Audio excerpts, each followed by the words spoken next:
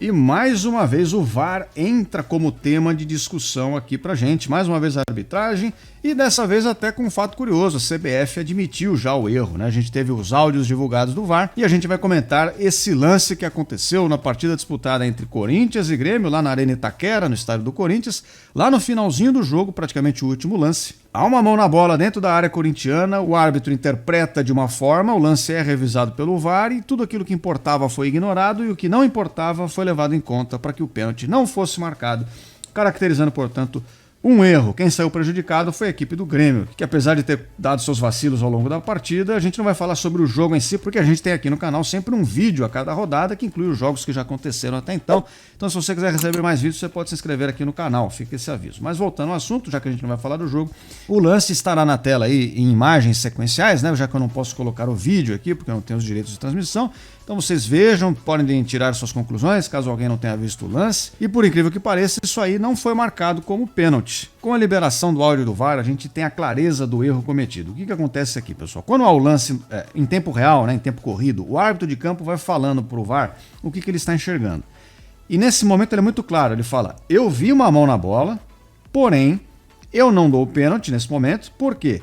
Me parece que a bola tocou antes em outra parte do corpo do jogador. Ou até poderia ter tocado no outro jogador que também está na disputa ali. Os dois jogadores ali que têm as pernas muito próximas. O que dá a entender? Que ele interpretou que a bola bateu na mão porque antes ela pegou na perna desses jogadores aqui. Ou seja de um, ou seja do outro. E como tem esse desvio, descaracteriza ali o pênalti para ele. Certo? Porém, com o auxílio do vídeo, da câmera lenta, aquela coisa toda, a gente pode ver que factualmente isso não acontece. A bola não toca em ninguém, ela vai direto na mão.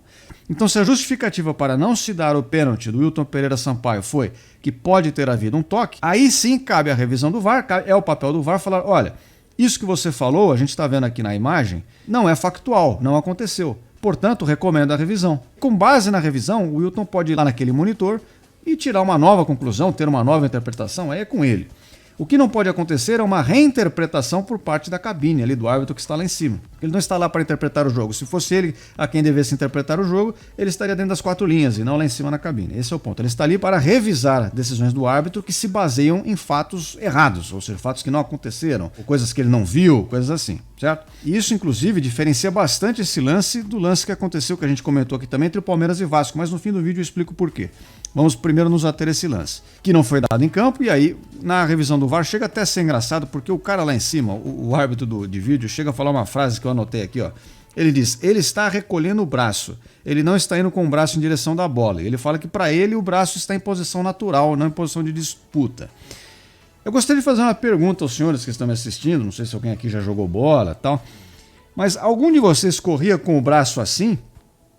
Porque assim, a gente sabe que realmente tem movimentos naturais do braço quando você sobe para dar um cabeceio, quando você está correndo, né? O braço está aqui, ó, vai e volta e tal. Quando você cai para dar um carrinho. Agora, o braço aqui é uma posição natural, acho que em poucas circunstâncias, né? E com certeza nessa aqui não. Se o braço dele, eu confesso, ó, se eu sou o árbitro e o braço dele está para baixo, e aí o jogador cruza, bate no braço, eu não daria o pênalti, se o braço está para baixo. Mas o braço aqui para cima é complicado, porque isso aqui não tem nada de natural, né? Para o cara correr com o braço assim, ele tem que estar realmente com algum problema muito severo aí, né? Não sei, talvez de ordem intestinal, não sei, enfim. Num jogo de futebol, aqui na circunstância que a gente tem, não é compatível. Então a interpretação do árbitro lá em cima é um absurdo. Mas o grande problema é esse, não interessa a interpretação do árbitro lá de cima. Não interessa, esse é o ponto. Interessa a interpretação do árbitro de campo.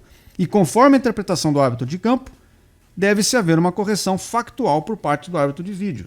Esse é o propósito do VAR. O pênalti não foi dado, infelizmente. O Wilton Pereira Sampaio, que é o árbitro de campo, entrou na onda do árbitro de vídeo, que é o Emerson de Almeida Ferreira, e acabou não dando um pênalti importante que teria, muito possivelmente, decidido o resultado da partida no último momento. Uma partida que foi 4-4 ali, tem todo um contexto, né, e tal. E a situação foi tão calamitosa, pessoal, que a própria CBF veio e admitiu um erro. Aqui, ó, CBF admite erro em pênalti não marcado de Yuri Alberto em Corinthians e Grêmio. Eles dizem aqui que o atleta número 9 da equipe de branco e preto, Corinthians, né, portanto, em ação de bloqueio, com o braço em posição antinatural e aumentando o espaço corporal, intercepta o cruzamento. O bloqueio da bola nessa ação caracteriza pênalti. Uma penalidade deveria ter sido marcada em campo de jogo e, quando não marcada, o VAR deveria ter recomendado a revisão, disse o responsável pela análise da CBF. E é exatamente aquilo que nós colocamos aqui. Se a interpretação do árbitro para não ter sido pênalti é de que houve um desvio antes, o VAR pode corrigir isso e deve facilmente. Olha, Wilton, não houve desvio antes, foi direto na mão. Aí o Wilton, então pênalti. Mas não. Aí fica aquela conversa, o árbitro, não, mas para mim, que tô aqui na cabine, é a posição natural, a disputa da bola, a ação de bloqueio, e quem saiu lascado foi o Grêmio, quem cuspiu o marimbondo na entrevista coletiva foi o Renato Portaluppi, e com razão, não posso tirar a razão dele, e só fazendo essa diferenciação substantiva importante que eu falei que ia fazer em relação ao lance, por exemplo, do Palmeiras e do Vasco, do gol anulado do Paulinho. Ali ocorre exatamente o que eu descrevi aqui no começo do vídeo. O árbitro de campo, que inclusive era o mesmo, né? Assim que o gol acontece, ele mesmo fala pro VAR, olha, o gol aparentemente foi normal, só preciso da revisão de um lance factual, que é a posição do atacante no começo do lance, quando a bola é cruzada na área. Isso já deixa subentendida a interpretação dele do lance de campo. Então ele já mata aquela polêmica do se há continuidade ou não, se começa um novo lance ou não.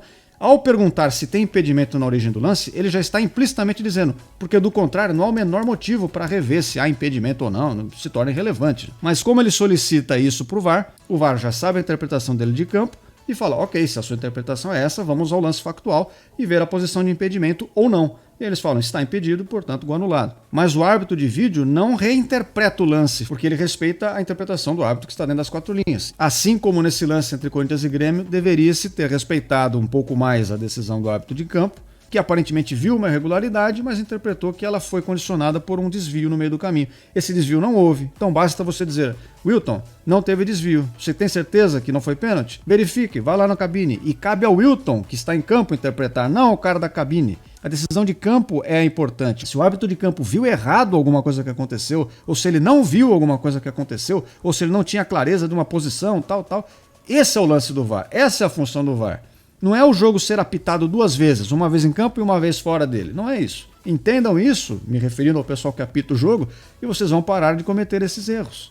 E quase sempre esse é o mesmo problema. Assim a CBF também não precisa ficar pedindo desculpas toda hora. Agora, para você que está assistindo aqui o canal e quer receber mais vídeos, você pode se inscrever. Eu espero todos vocês aqui em breve e até a próxima. Fui!